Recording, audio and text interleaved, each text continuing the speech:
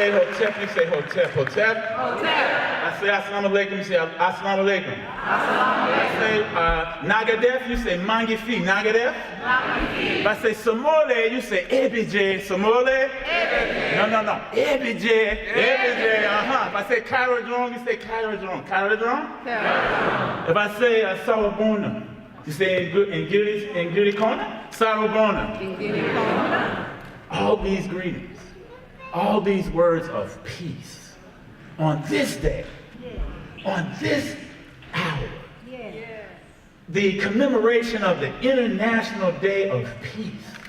This is a libation for peace, a libation for justice, a libation for compassion, a libation for righteousness.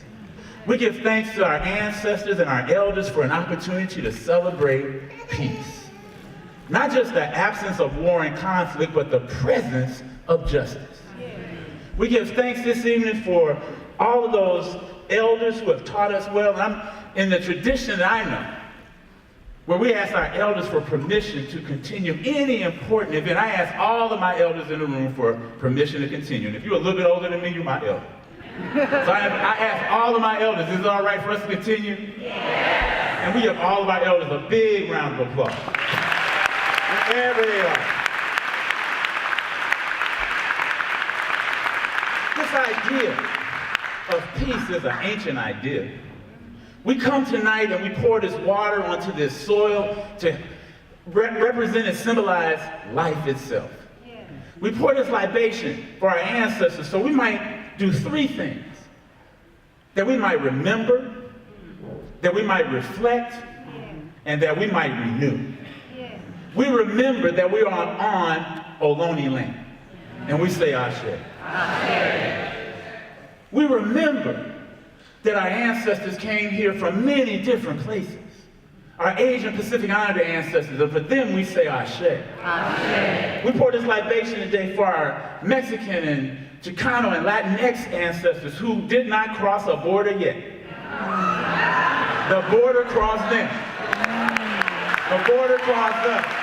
For them we say Ashe. Ashe. We pour this libation today for our European brothers and sisters, the ones who came with good heart and good spirit, and for them like ready to get down with us for freedom and justice. We say Ashe. Ashe. We pour this libation today for our African ancestors. Yeah. The ones who came here, some of them came as explorers before that great Ma'afa. They were always seafaring people. They understood the heavens as well as the earth. So for those Africans, also those ones on the bellies of those ships. The ones who prayed for a day like today. A day where we could be together, all kinds of backgrounds and ethnicities, be together. For those ancestors, we say Ashe. Ashe. And we say we will not forget you. We remember them. And then we reflect on their lessons. We reflect on their lessons of peace and justice. So we reflect on the lessons that Martin Luther King taught us, and we say Ashe. Ashe. We reflect on the lessons that Ella Baker taught us, and we say Ashe. Ashe. We reflect on the lessons that Nelson Mandela taught us, and we say Ashe. Ashe. We reflect on the lessons that Yuri Kochiyama taught us, and we say Ashe. Ashe. We reflect on the lessons of all of those ancestors who came and did their work, not because they knew they would enjoy the fruits, but for us. Yeah. They were like what Thurman said, they planted pecan trees, not for themselves, but so that future generations could eat pecan pie. And we say Ashe. Ashe. We pour this libation tonight so that we can renew ourselves in this turbulent time, in this time of chaos, in this time of disrespect of women, in this time of disrespect of children, in this time where some would separate children from mothers and fathers, simply fighting for freedom and liberation and peace. We pour this libation today that we might engage our power. Not our physical power, not the power of swords and bullets, but the power of liberation. That liberatory power that frees every people at every time and every place. It's that power that we call on tonight. And we say Ashe. Ashe. So I invite you just to reflect here for a moment and then call a name. Someone in your family, someone in your community, someone in our history who taught us about peace. So just call those names out right now. Yeah. We say Ashe. Call them out. Call them out. Call them out. And we say collectively, Ashe. Let it have power. Let it have energy. Let it have force.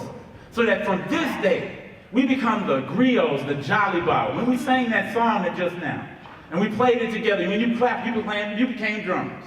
If you got hands, you were a drummer. Ashe. But that rhythm is about the storytellers, the griots, the jolly bow, who circulated in the community with the story of what was real, the story of what was true, the story of what was authentic. So tonight, renew your energy for peace. It is not a passive prospect. We have to work it in every situation we find ourselves in. Can we do that? Yes. Can we do that?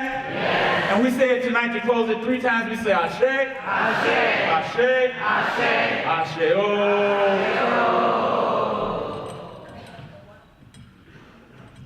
Y'all can clap.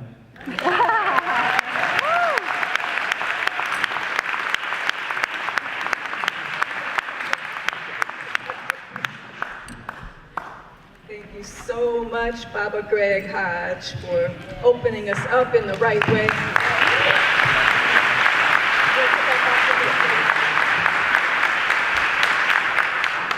So welcome, family. Wow, I have the best spot in the house right now because I get to look at all of your beauty. Y'all look good. Y'all should look around a little bit and see who's here. Yeah. This is community. And this evening is an evening of healing in community. My name is Reverend Liza Ranco, and I'm the founder of OneLife Institute.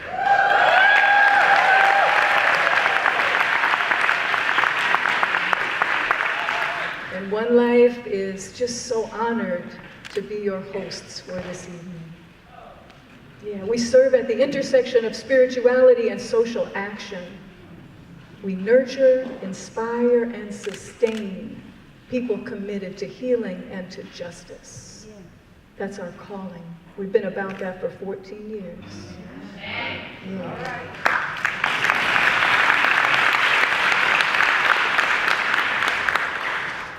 And so we're just so excited to be here. Like all of us in the front row, we're like, it's happening now, right? I want to just give you a little bit of context. It was last year sometime at Stanford University, Sister Alice Walker gave a talk called Taking the Arrow Out of the Heart.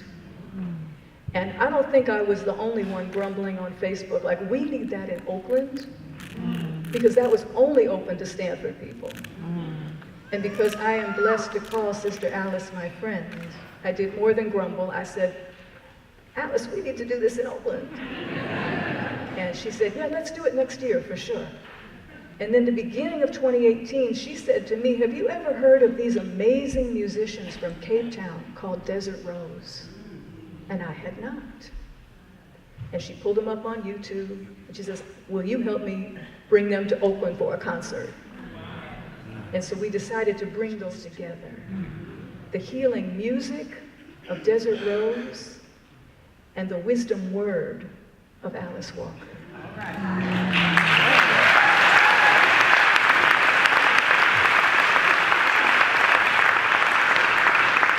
So if that's what you're looking for, you all are in the right place. Now, yesterday, I made a program, which I hope you have, because the reason I made it was so that I wouldn't be giving you a bunch of announcements that you would just stop listening to. So this is actually informative. It tells you that there will be no intermission. And if you need to use the restroom, you just put your finger up like in church and tip out, handle your business and tip back. If you get tired of these wooden pews, you can stand up in the back or along the sides. Take care of yourselves. All right, we're here in community. This is not a performance. This is a healing space. All right, so take care of yourself, right? Desert Rose asked me to particularly say, please don't applaud after each song. They want you to receive this as medicine, right? This is not performance to them. This is healing medicine. And so they invite you just to enter in to the spirit of the music and receive.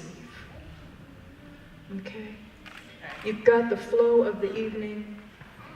You've got some notes, some bio notes. Technically, I'm going to introduce Sister Alice to you right now, and then she's going to introduce Desert Rose. But I am guessing that if you're in this room, you already know what a magnificent sister this is. You know that she's an internationally celebrated author, activist, and poet. You know that she has put herself on the front line for the folk for more than 50 years. You know that she brings such a profound heart and wisdom to everything, and that she is one of the most authentic human beings and the most compassionate and wise human beings that I've ever had the privilege of knowing. So I'm going to invite her up. She's going to just share briefly about why she wanted to bring Desert Rose to Oakland in particular. Then they're going to share their beautiful medicine with you. And then Sister Alice will bring the medicine word. So come on up.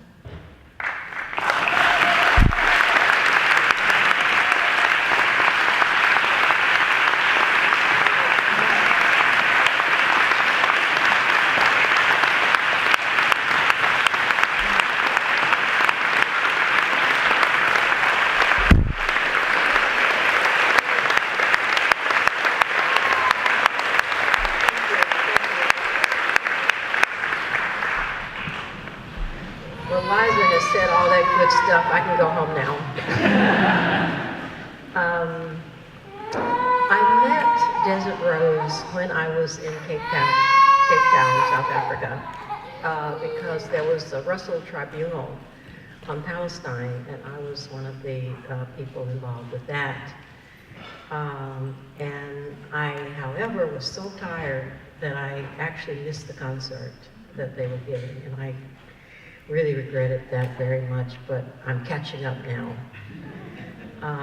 And I went back home and I started listening to them on basically YouTube and just absolutely adore them and feel that their music is just, you know, it's medicine for the soul. And we are in a place where we need this very desperately. And as Rumi says, you know, if you want to live your soul, find a friend and stay near. And their music has been that friend for me for, I guess, 8 years since I first heard it. Because in these times, in all times, we need to continue to live our souls. We have to live our souls. Don't be fooled by the, you know, the hype about how you can live yourself in your Buick. You need to be in your absolute soul in this world. We may never, and probably will never, be here again. And it's a glorious experience. I have no, even with all of the disasters, I have no real qualms about saying how much I have loved being alive on this earth. It is an incredible place, and we are so lucky. And the way we know that from time to time is that we will hear some music that just breaks the heart and heals the heart and leaves the heart open, you know, for further growth, further adventure, and further love. And what more can you ask? So Yusuf and Lynn will be coming up and sharing with you. I love you, Liza. I really appreciate so much the hard work that you've done. I think you've lost a few pounds trying to bring us all together, you know, herding sheep and all. I mean, not sheep, what is cats? Herding cats. Well, I prefer herding sheep, but anyway.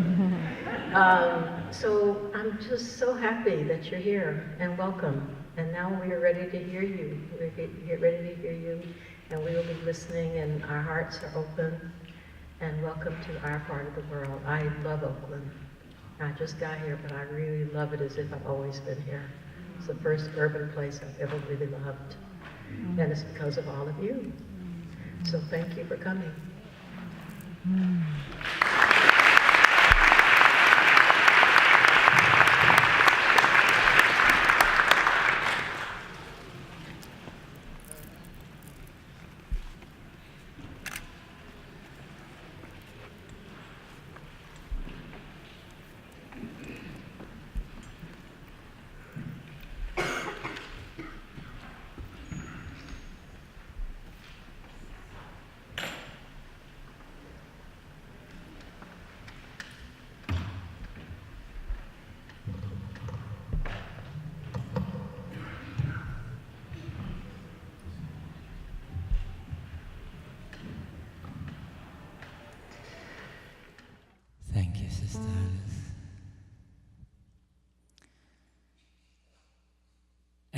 love Oakland too. We just came from Jamaica, New York, not Jamaica, the other one. And our first day here in Oakland, I said, I love this place. And Lynn said, she loves this place as well. So, Sister Lisa asked me to say a few words. This is not the norm with me, because I prefer expressing myself through the music. But perhaps maybe just share with you that I was born in South Africa, ancestors from Indonesia and Scotland. So on the one hand, my mother was looking like Lisa, and my father looked like a darker complexion. So I was completely confused all the time. What was this apartheid about? And so I share with many of you this experience of discrimination, being marginalized, having to walk to the back of the bus when the three front rows were open, and looking at people with a different color walking on the beach with their dog, but I could not walk there. So yes, I do share a lot of commonality with what black people have gone through in the United States. However, over the last few years, last 20 years, one comes to realize that we need some healing. And it was our late president, our beloved Madiba Nelson Mandela, that said, he realized the day that he left prison, if I did not let go of this anger and this sorrow that I've kept within me for 27 years, I would still be in prison. And it was a great lesson, because often sorrow can be like a wheel that repeats itself. And how to get out of this wheel. We are all activists, and I was also very active. And there was another profound saying by Jalaluddin Rumi that said, I was once clever and I wanted to change the world. But then I became wise and I changed myself. So, thank you. So, when I started with Lynn is actually the musician. I'm not a musician, actually. I just sing, which I've been doing since a small child, from the age of 10 in a Sufi group. And that became my life, and it became my love. And another saying that was quite profound for me was Dr. Martin Luther King, that said, next to the Word of God, the most powerful medium to change and shift the heart is music. And back in 2006, when I met Lynn, I understood it intellectually. Today, I understand it in my heart, how it can change you. So I'm going to invite everyone tonight to go inwards. We're always out there, There's another saying that I can't remember who it was. It says, when there's negative energy, vibrate higher. And how can you vibrate higher if you do not go inwards and change that which is within yourself? So we invite you to go inwards. And tonight the first song is called Remembrance. It uses the Arabic words Rahman and Rahim, which is the most merciful, the most compassionate. So in remembrance of all these lives that does matter, that's been lost, we welcome you to go inwards on this journey with us.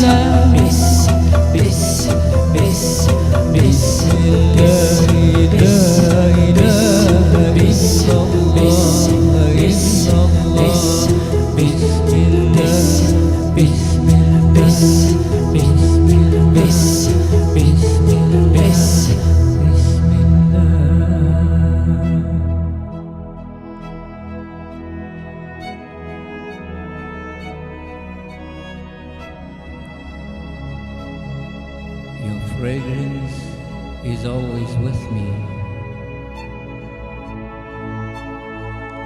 Your face never leaves my sight. Day and night, I have been longing for you. My life is spent, but my desire for you remains. Waheguru, Waheguru, Waheguru.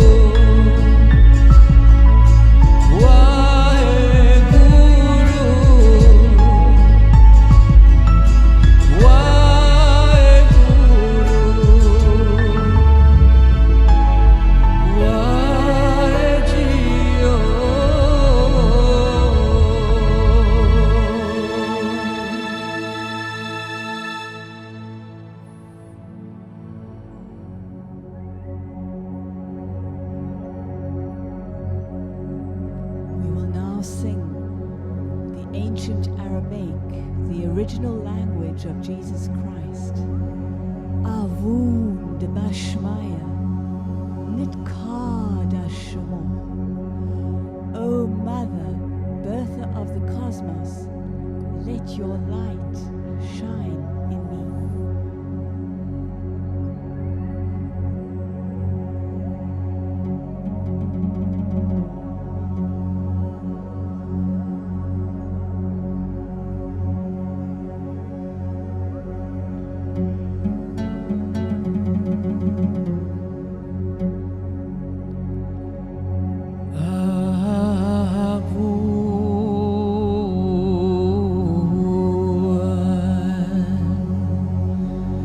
Bashmaya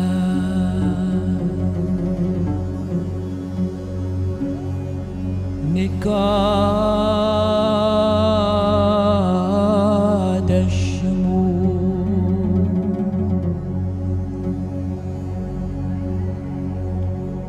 Tete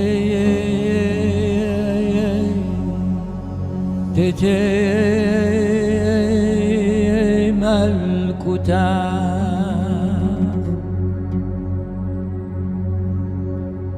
Nechwei Sibianach Aikana de Bashmaya Avbara Nechwei Sibianach Aikana de Bashmaya Avbara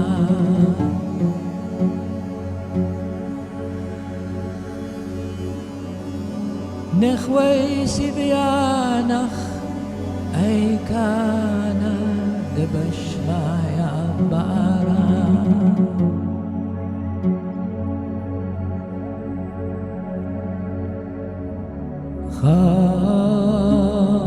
Chavlan Lachma Desun Kanan Yomana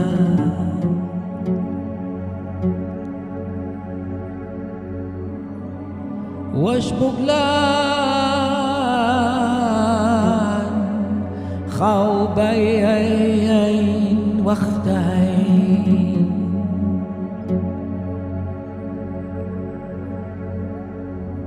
أي كان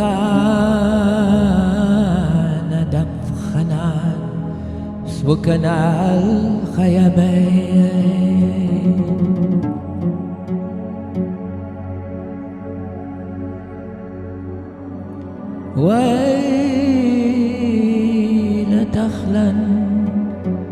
ويل تخلا لنسونا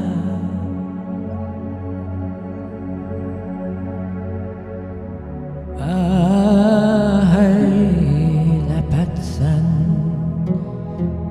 من بشار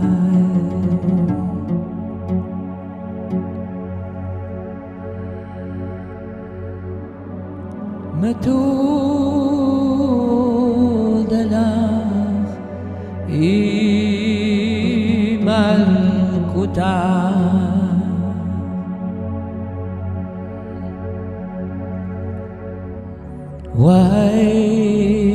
وهيلا وتشبك تعاي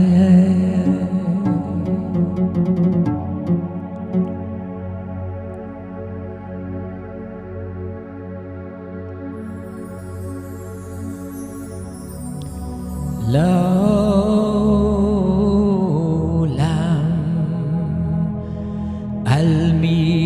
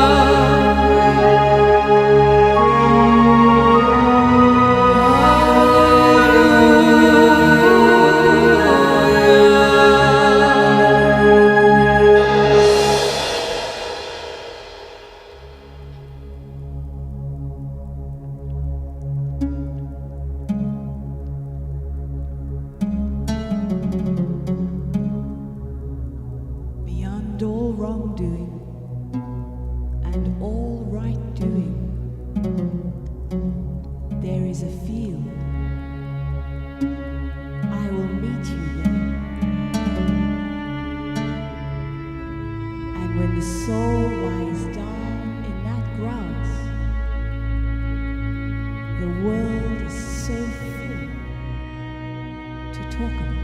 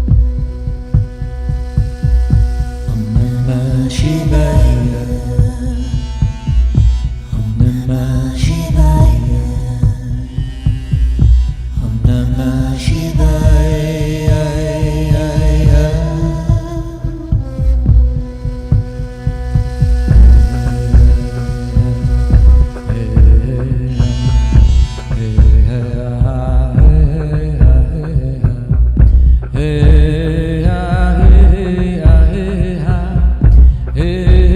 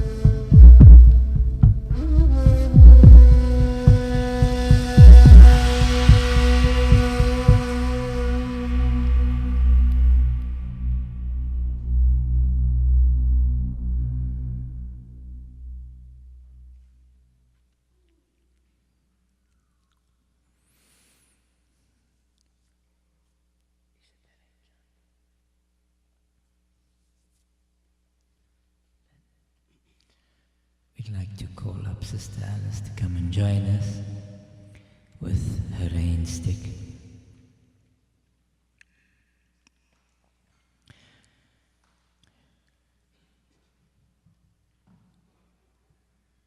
The next song is to honor the Khoisan, or what people call the Bushmen, and all the indigenous communities that have suffered so much. So we want to honor them because they hold the wisdom that is necessary for us today to connect ourselves again to nature and to master the elements instead of the elements mastering us. So this song is to honor our ancestors.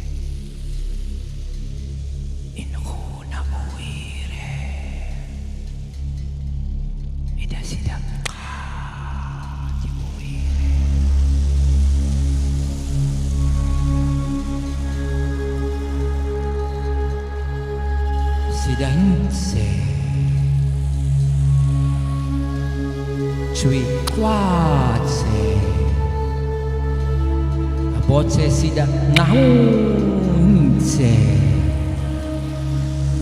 sida nse ngano ba abat kawire inhuna uwire ida sida haji uwire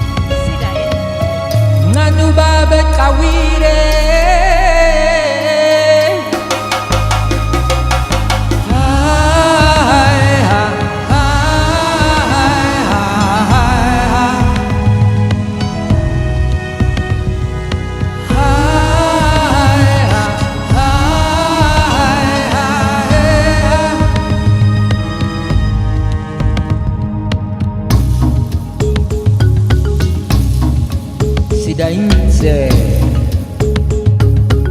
chui kwatse abote sida nahunze sida inze ngadu baba kawire inhuna ubire ida sida haki ubire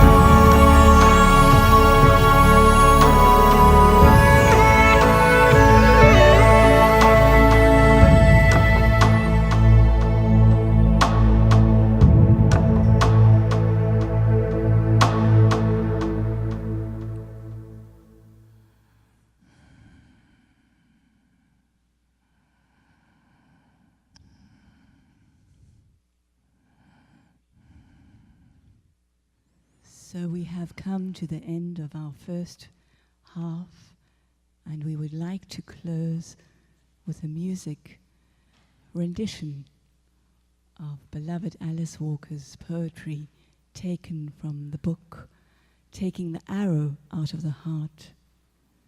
This poem resonated at a very deep level with me.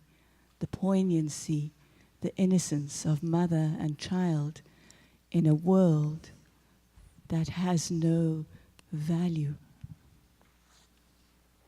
for the pure and the vulnerable.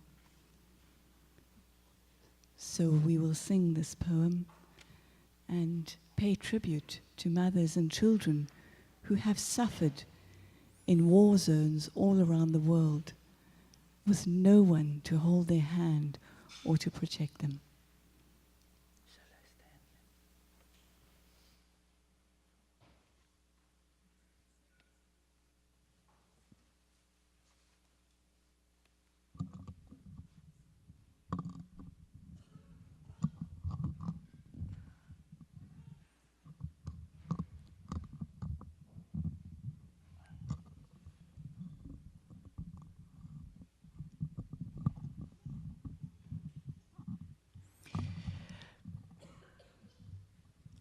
After 10 years of singing, this is the second song in English that we've done. So please forgive the pronunciation. I am from South Africa, with a mother that couldn't speak English or Afrikaans properly, so yeah. But I'm young.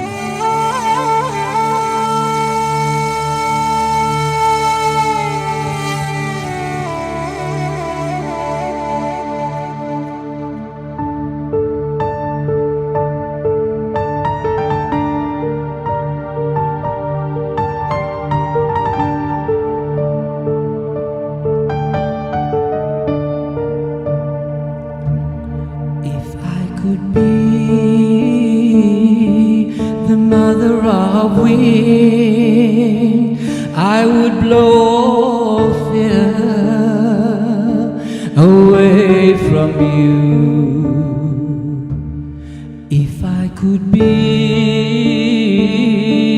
the mother of water, I would wash out the path that frightens you.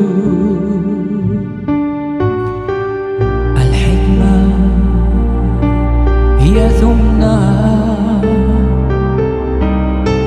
يا ودود يا رحمن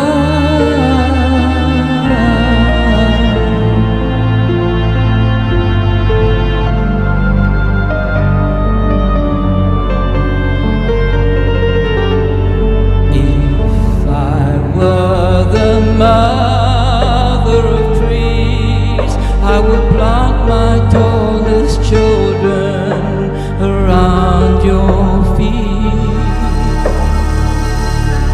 that you might climb beyond all danger.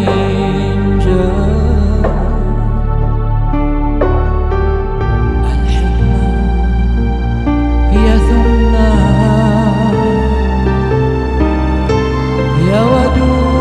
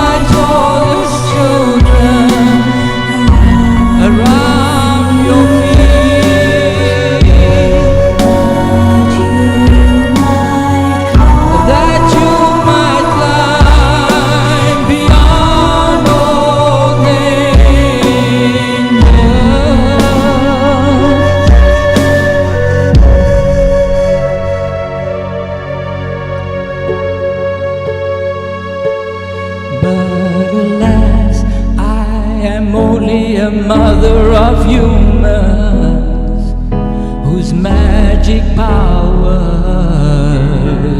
have vanished since we allow our littlest ones to face injustice, suffering, and the unholiest of terrors.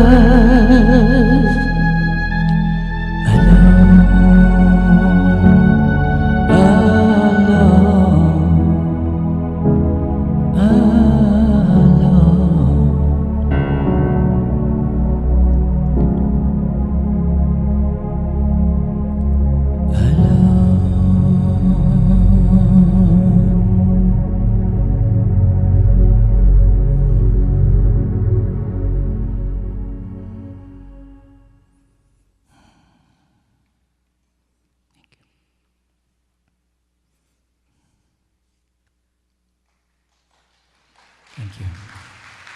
Thank you.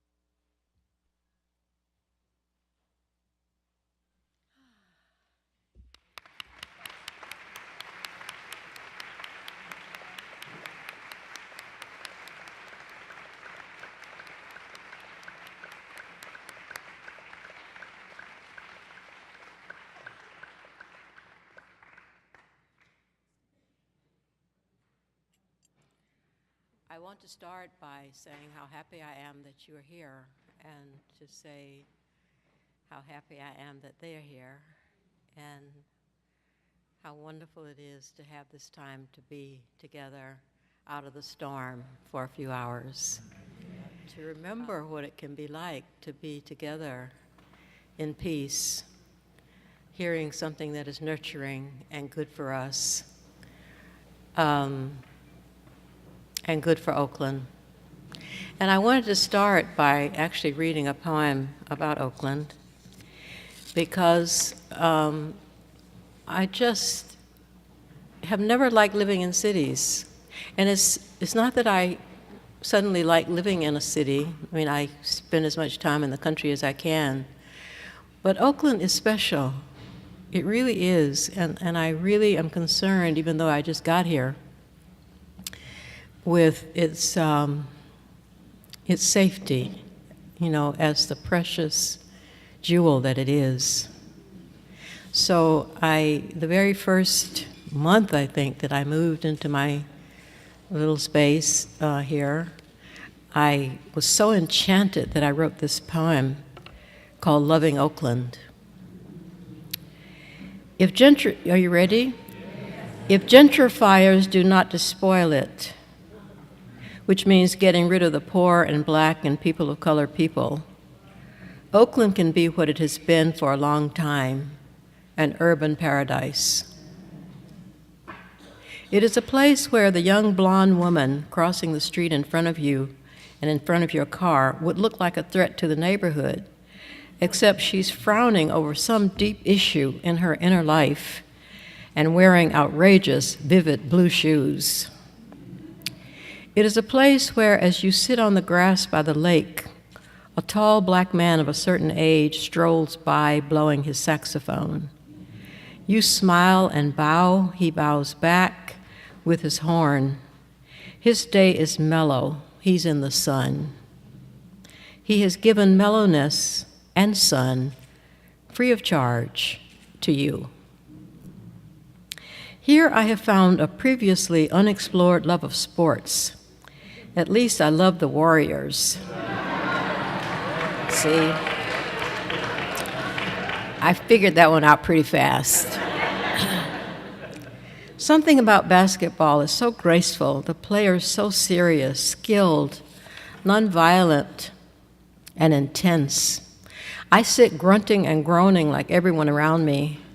We are for a short time family, and these are our brothers engaged in peaceful war.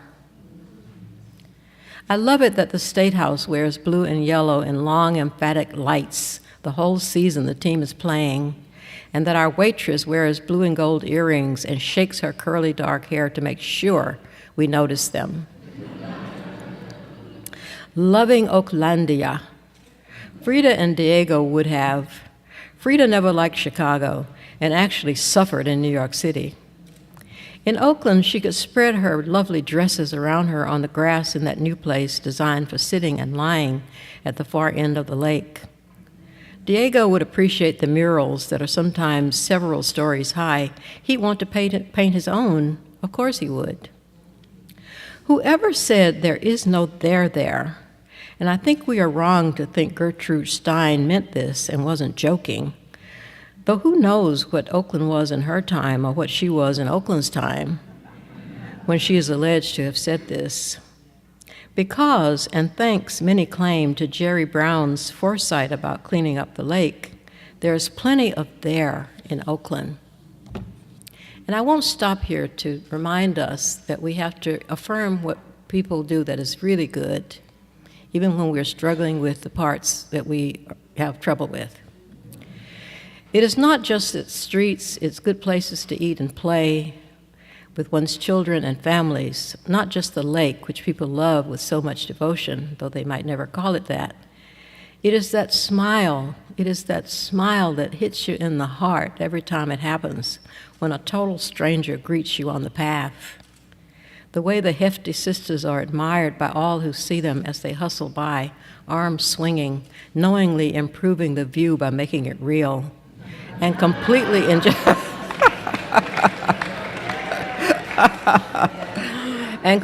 enjoying their daily exercise. It is the sense that something that was alive for a very long time is still alive, not yet beaten into submission or oblivion by those who kill everything they touch with money.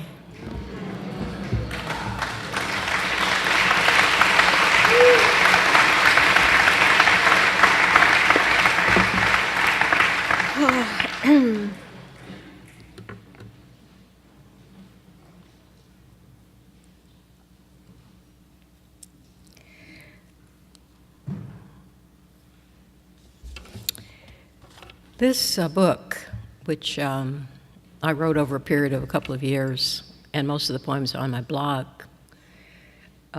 came out of this feeling, and I think I have Pema Chodron to thank for my first hearing of the idea of taking the arrow out of your heart rather than screaming at the person who put it there.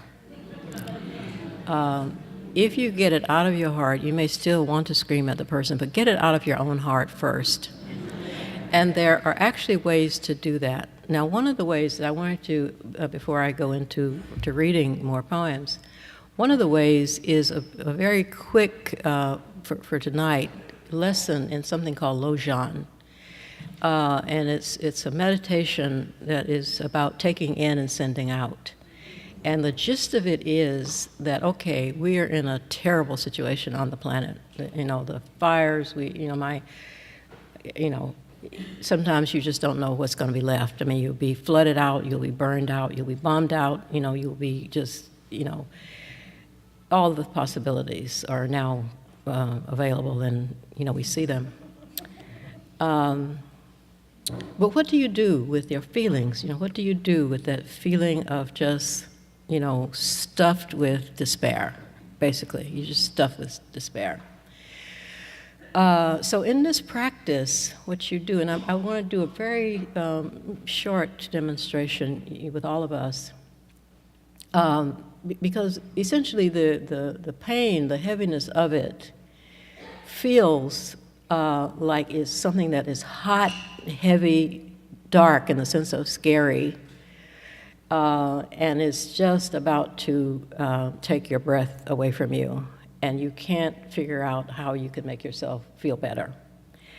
And the teaching is that instead of running from that feeling, which is why, the drug industry is just so happy with us suffering, instead of running away from it, you actually draw it into yourself.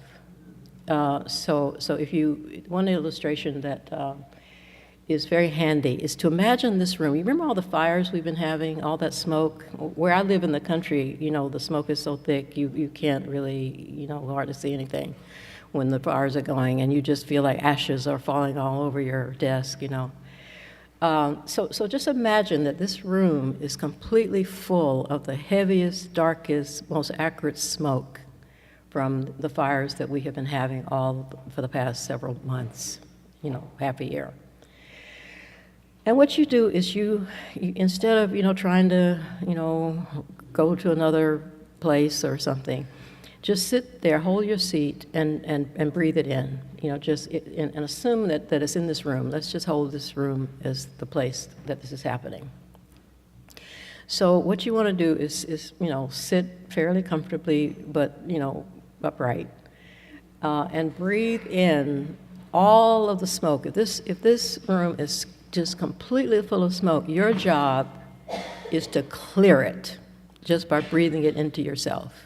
You take all of that and breathe it in as deeply as you possibly can. Just as much of that as you can hold. Okay. And then you wonder what to do with it, right? What do you do with it? Well, what you do with it is you decide what it is you'd rather have. And then you breathe that out, but not just for you. You breathe whatever it is that you would prefer out to everybody on the planet. So if you are breathing in all of the disaster, all of the child abuse, all the pedophilia, all of the torture of, animals, all of the fires, all of the floods, all of the hogs that died in the last disaster over in the Carolinas, you want to breathe out what you really prefer for everyone, and it will be different depending on who you are. For me, what I breathe out is a walk on the beach, a beautiful, clear, fresh, wonderful, sand is clean, beach for everybody on the planet.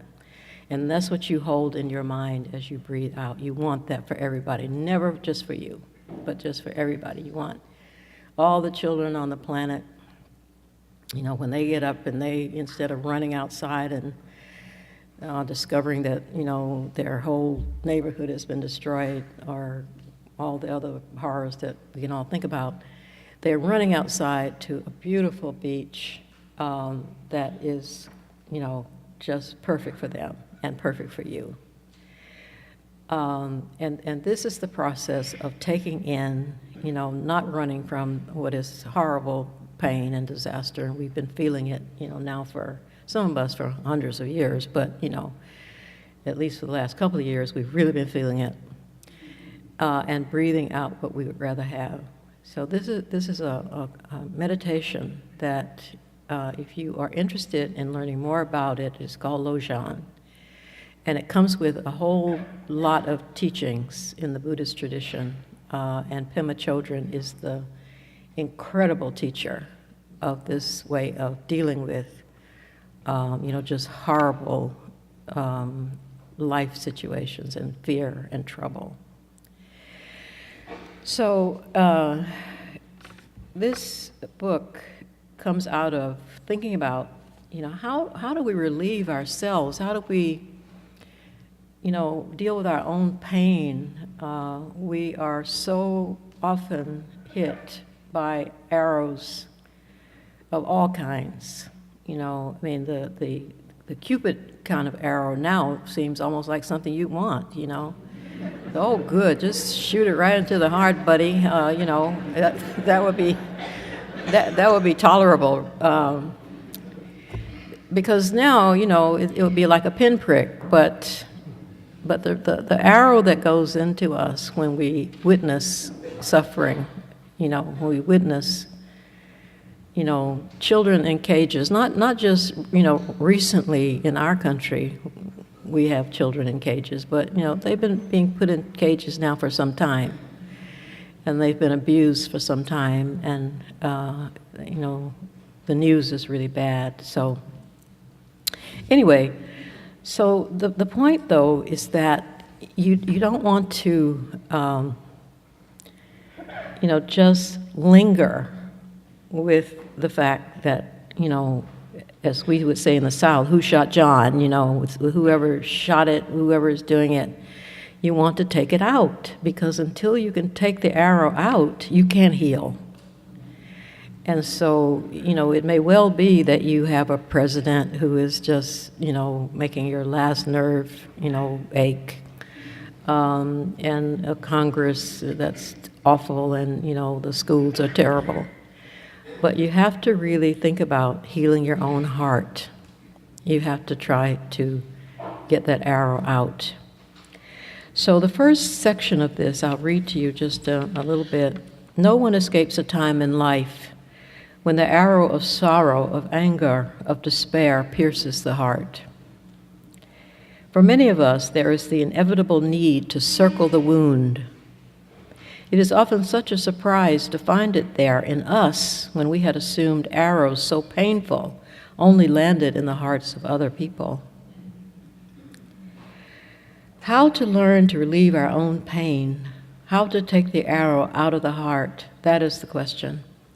Like many such questions, it is delved into by Buddhism, but also by anyone who has lived long enough to see, by trial and error for the most part, that the futility we begin to feel as we attempt to bring down the archer leaves our wounded heart untended, and the medicine of life that abounds wherever we are is left unapplied. So for many people, there's no sense of the medicine being available just wherever you are, really, just because we have life, we have existence, we have trees, we have water, you know, we have the sun. Those things can be forgotten in our pain. We just turn away. And this is a teaching of turning toward what is actually there, you know, what is supporting you.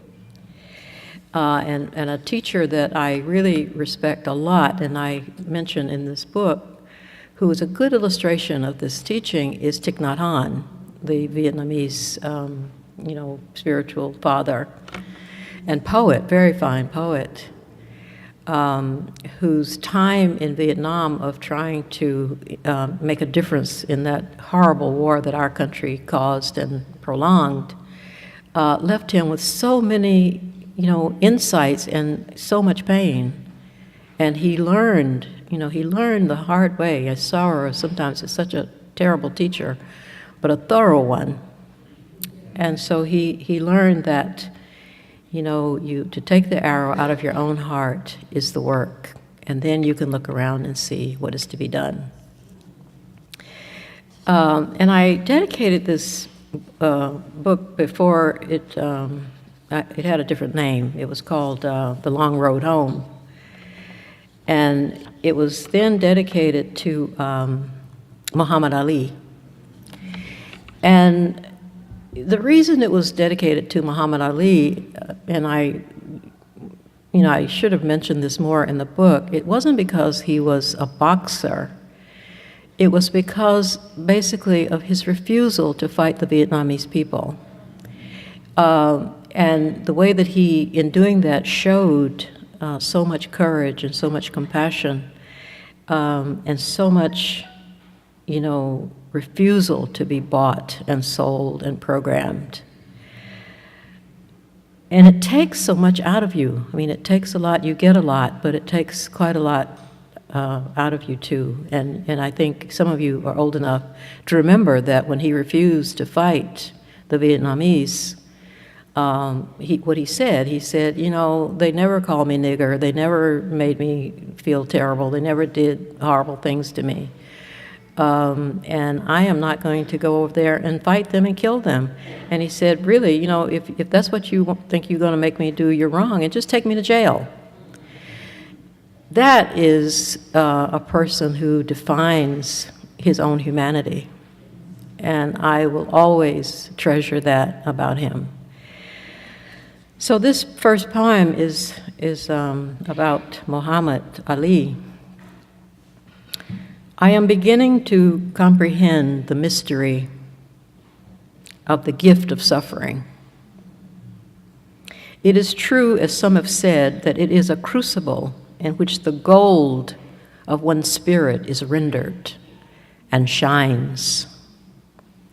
Ali, you represent all of us who stand the test of suffering, most often alone, because who can understand who or what has brought us to our feet?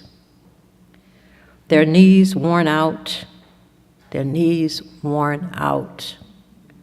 Ancestors stood us up from the awkward position they had to honor on the floor beneath the floor. I have been weeping all day thinking of this.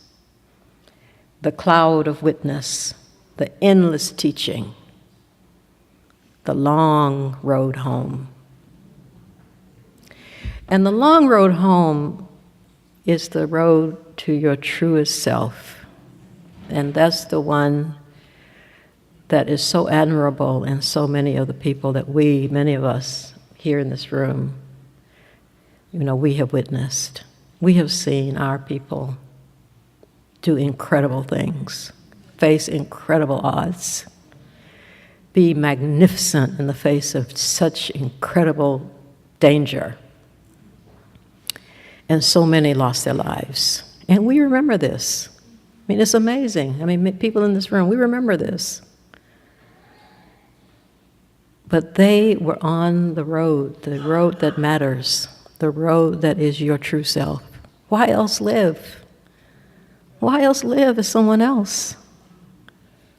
Be yourself if that's the last thing you do.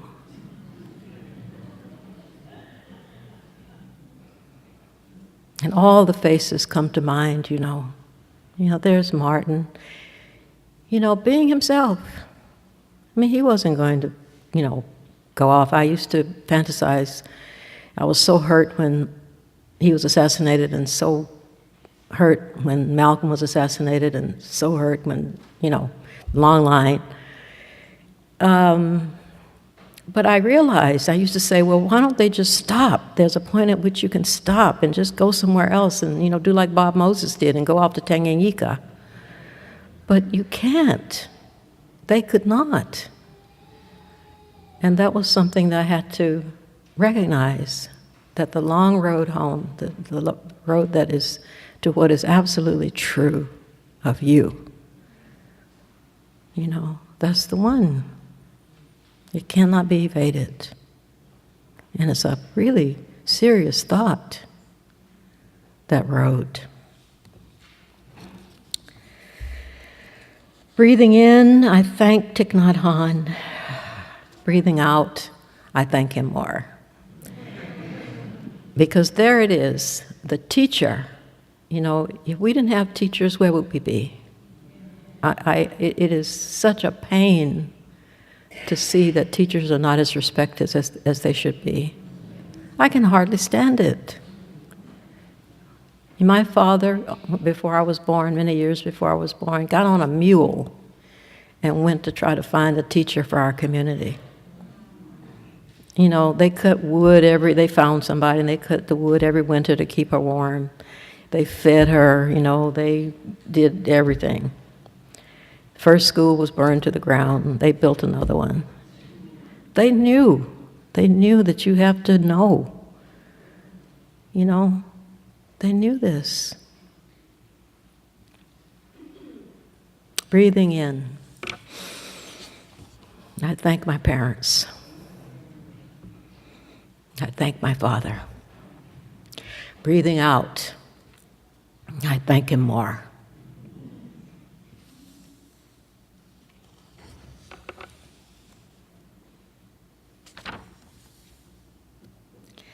This is called the New Dark Ages, which is where we are.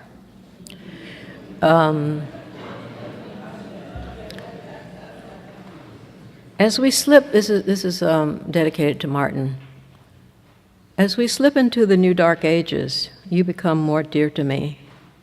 Your face, your smile, that carefully trimmed, never to turn gray hair. Imagine, he was only 39. We may not emerge from this darkness in my lifetime. And yet, I think of you so often smiling or laughing outright, your sturdy frame gallant and ready for the fight. Though it is true you left home like the Buddha to find a way for all of us, leaving your wife and children to suffer a most peculiar loneliness, and yes, the children, some of them, would be lost. Still, we miss you. We miss you dreadfully. As we miss so many others who left us with this one desire, that no matter how deep the fall into obscurity and obscenity this new age portends, life might permit us to remain standing, if only on the inside, smiling and laughing with you among the solemn army who went out into the darkness all those years ago, always singing, to examine the path and be the light.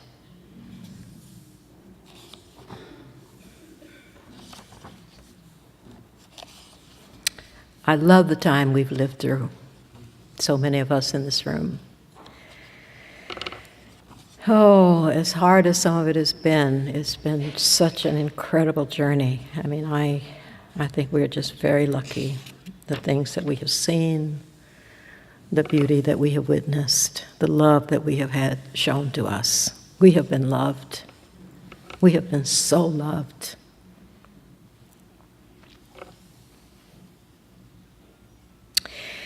This is a poem called "They Will Always Be More Beautiful Than You." They will always be more beautiful than you, the people you are killing. You think it is hatred that you feel, but it is really envy. You imagine that if you destroyed them, we will forget how tall they stood, how level their gaze, how straight their backs, how even the littlest ones stood their little ground. Meanwhile, you stand hunched as a cobbler in your absurd killer's gear, yelling like a crazy person, your face contorted, dripping sweat from what would be, with or without your lethal weapons, a bullying brow and feral chin, killing everyone, but especially children, for sport.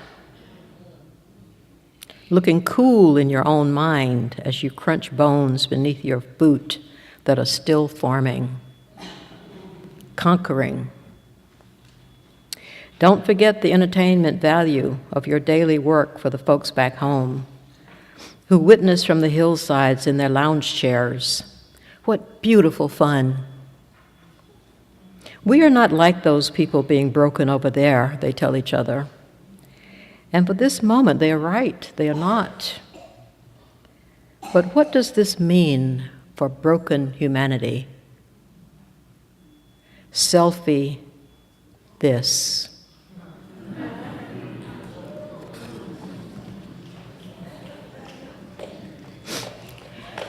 Would you bring me a tissue, please? Now, I like this very much because I very much love Fidel Castro. Somebody else did too. Oh, yeah, well, he stood his ground. So, you know, the Pope went to visit Cuba at some point, and he and Fidel had this meeting. And if I could only have brushed up my Spanish and been, you know, somewhere nearby so I could hear what they were saying, I would have loved to have. So anyway, this is called Imagine.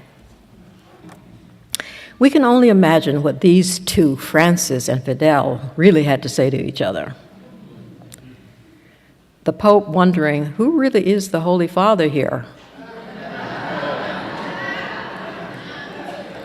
Since everything he's preaching is holy, Fidel has already fulfilled. Fidel seeing humor in the Argentine's unmistakable Italian roots and thinking pointedly but not saying politely, like the good Jesuit and revolutionary he is, my people have suffered long enough, don't mess this up.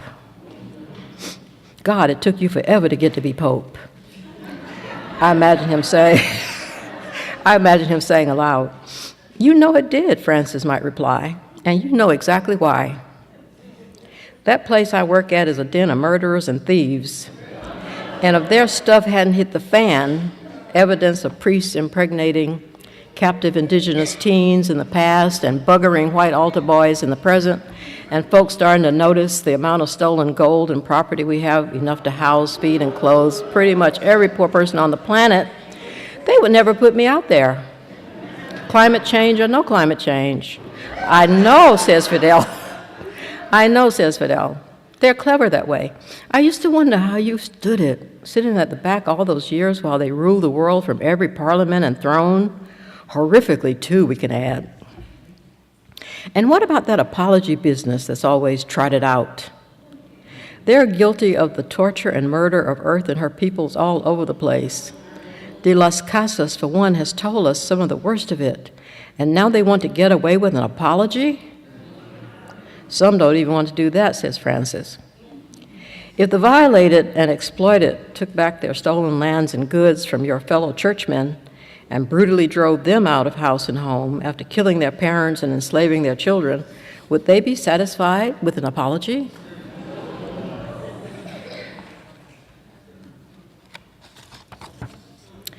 "Oh, it's been a challenge, all right. I can testify to that," says Francis, waving aside a camera. "And a personal one for me. It's no fun, especially as you age, to recognize your role as a conquistador of spirit, a conqueror of the people's very spirits and souls, the very definition of devil, I sometimes think. When folks bow to me, I want to shout to them, bowing to your masters is what you were forced to do in the first place. Straighten up. And how bizarre that they want me to kiss their babies." "That is chilling," says Fidel. "It isn't as if our people are ignorant of witch burnings and the Inquisition, even if they haven't studied reservations in El Norte and Indian boarding schools. But cheer up. Who could have imagined what the world is really like when we were children? Really. We're old now, but in spite of all we learned, so much of it dreadful and scary, even petrifying, we gave life our best shot. Perfection will have to wait for the next incarnation. And I mean of the world, not just us."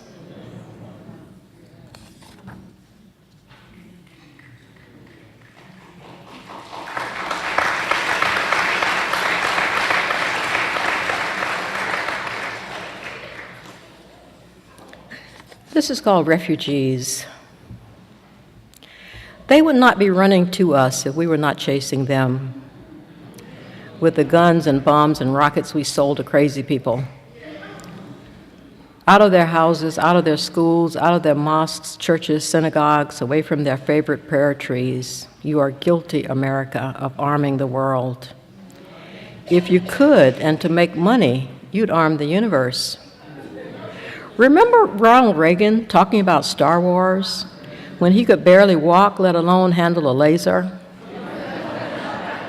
That's how deep it is. Our country's need to control the earth that it never seems to care about otherwise. But it's not our country that is at fault. It is the entities who have taken it over, who might not even be from here, which is my own belief, but from some distant star they camouflaged as heaven to make us think they were special angels even, and not rapists of planets through the terror and manipulation of war.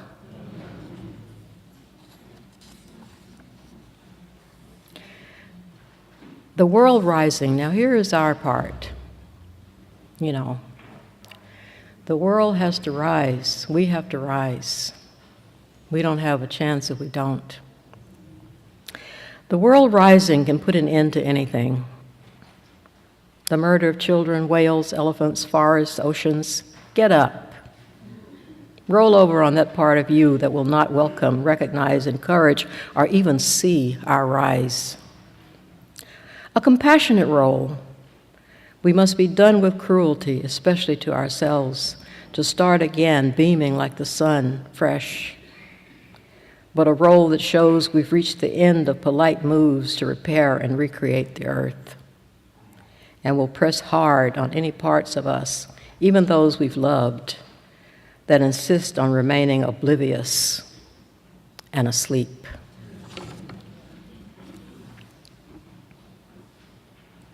Here is what I believe will be the hardest thing to do: to remember that we have a soul. It is so quiet, the soul, and weighs almost nothing. It might flash across our dullest days only once or twice in a lifetime. That it is there, just the certainty of knowing it is there, must be our lodestar.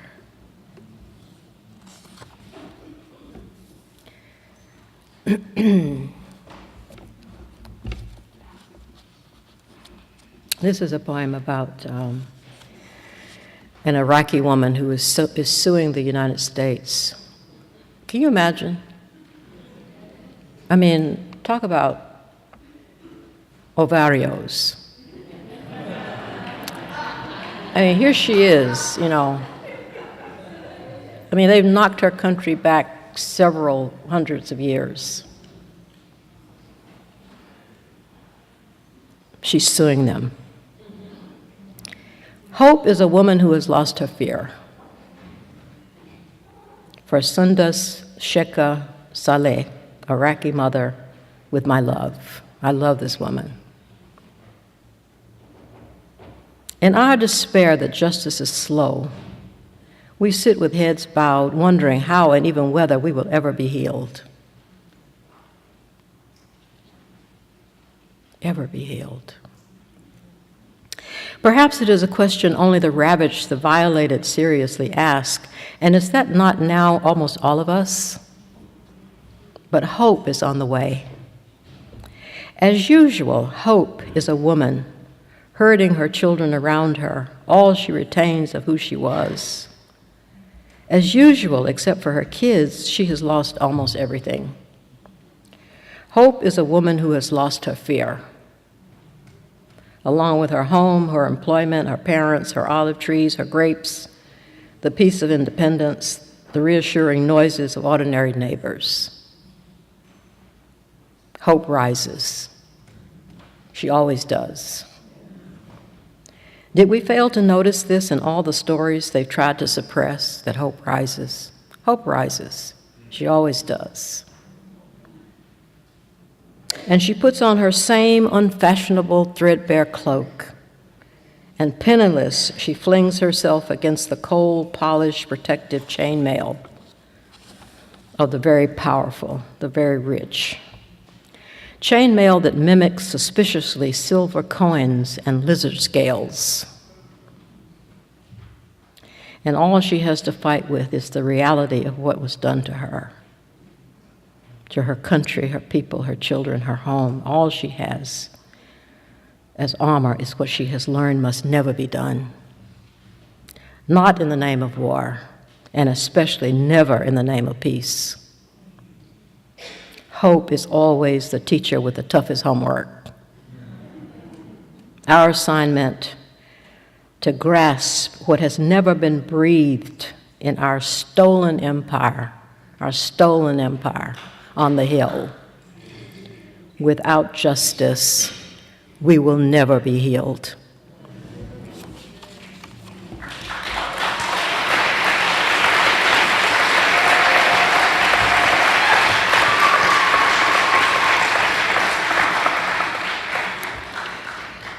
And when they spy on us, you know, I love Snowden. You know, he just told us so many things that we'd never know otherwise. How's he doing, I wonder? You know, Assange is having problems. But, you know, really, I hope he understands it's hard, but it's worth it. I mean, these incredible people have done amazing things to try to wake us up and help us understand what's happening. Anyway, this is for Snowden. And when they spy on us, let them discover us. When they spy on us, let them discover us loving. It really doesn't matter what we're loving. Let it be an exercise of the heart. You can begin with your car, if that has been your training. After all, the great ones tell us it is all about, and by any means necessary, opening the heart. It could be your dog. That is where most of my friends and I would be found. It could be the desert, a mountain, river, or a peculiar bend in a lonely road that makes you ache with longing. Let them find us deep in the conspiracy, breathing together of love, our hearts open, resigned to being these sometimes ridiculous and always vulnerable human beings, that those who have no experience that love can exist in this world must spy upon. They spy because they don't know what it is. They spy because they don't have it. That's who they are.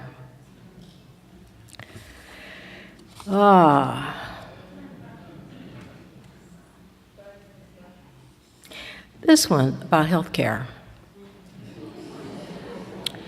How peculiar it feels to speak about healthcare in America, taking care of people's health while our government bombs the limbs off children in faraway lands. I mean, really, you know? Are we in a loony bin or what? How peculiar it feels to speak about healthcare in America, taking care of people's health while our government bombs the limbs off children in faraway lands.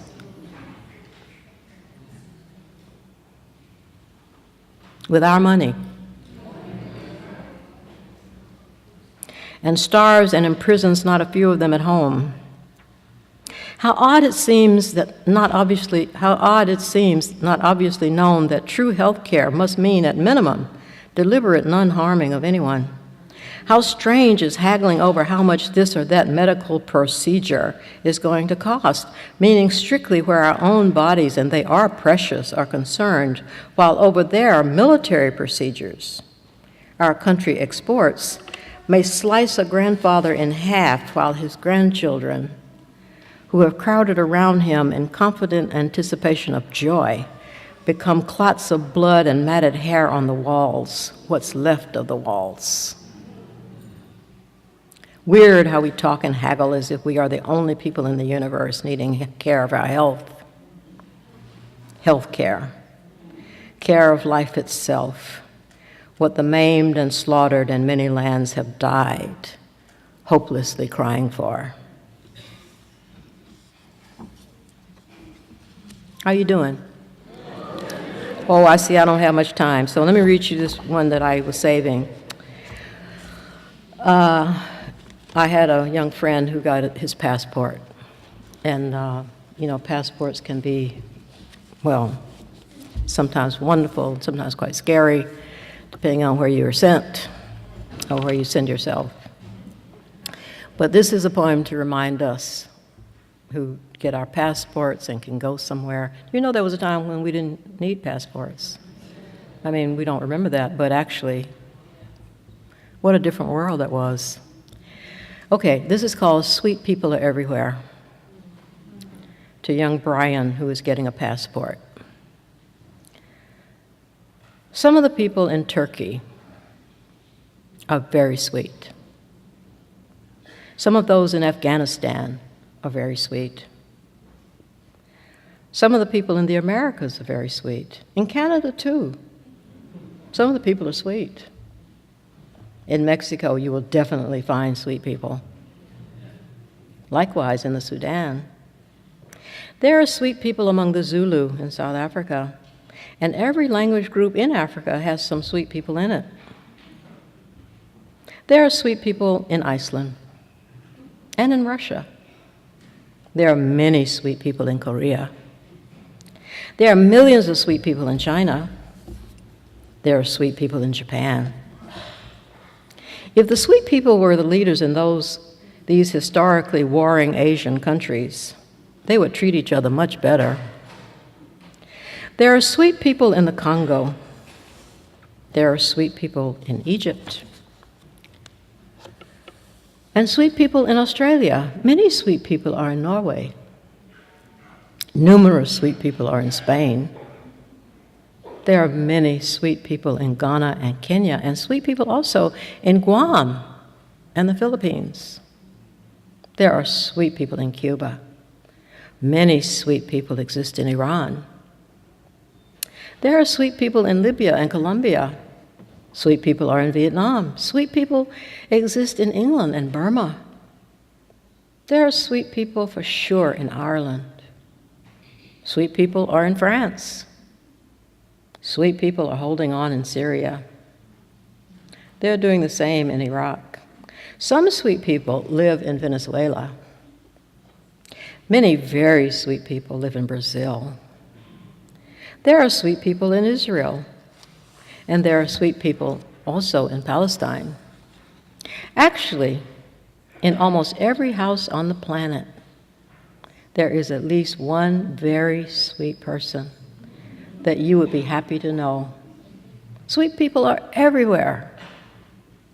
Being sweet, they must not be disappeared. We are lost if we can no longer experience how sweet human beings can be. Promise me never to forget this. No matter how far you go on this new passport, where you are directed to land, your own sweet self, or who sends you.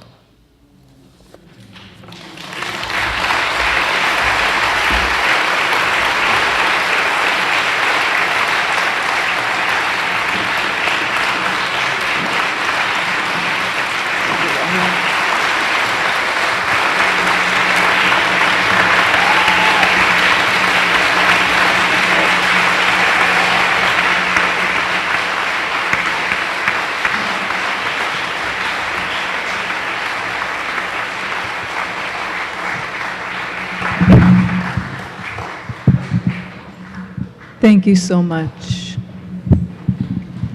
So Desert Rose is going to give us one more song, and it's a danceable tune, so that we can go out of here together with love and music in our hearts, and maybe a little shake in our tail feathers, and a little dancing in our feet. And I want to say that when we conclude after this song, you're invited to go visit Desert Rose at their table. They have many of their CDs available, including a brand new CD of music they wrote and recorded specifically for the US tour and for Oakland. So go check that out. And then on the other side is the OneLife table. Hey, hey now. Make sure you get one of our postcards. Make sure you check out some of our offerings. And Sister Alice gifted this event with 20 copies of a beautiful children's book about why war is a bad idea. And I want to ask that some of you have children here tonight, that the folks who have children here tonight get first dibs on those books. Okay? All right, so are you ready? No, Alice, get up. Oh, I know. Wait, can't we? Okay. I'm gonna leave that.